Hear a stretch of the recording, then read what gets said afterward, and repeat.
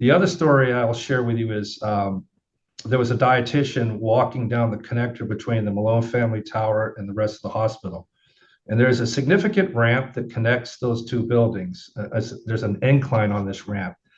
And she observed a man in a wheelchair who was basically moving himself in the wheelchair. Nobody was accompanying him.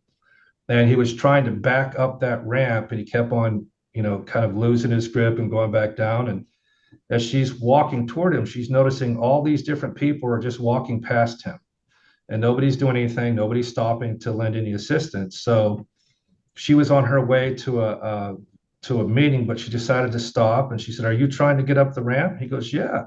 She goes, "Where are you going?" He goes, "I need to get to the piano." And there's a piano down one of the corridors that sometimes people volunteer in place. She goes, "Well, I'll give you a hand."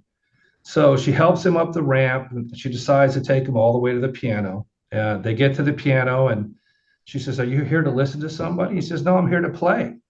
So he gets out of the wheelchair and starts to open up the piano and get ready to play. And he goes, "It was so kind of you to do that. Would you mind telling me what's your favorite song? What's your favorite genre?" And she goes, "Oh, I grew up in the 80s. I like 80 hair band, whatever." And he goes, "All right." He goes, "How about I play Van Halen for you, Panama?" So she sat there with him and he played Panama from Van Halen on the piano for her. And so that, by the way, that dietitian is my wife. And I happened to come home one day and I was telling her about the story about Dan, who had gone up to up Congress Street. And I was saying to her how inspirational it was and that I'm searching for those kind of stories. And she said, "Well, listen to what happened to me today."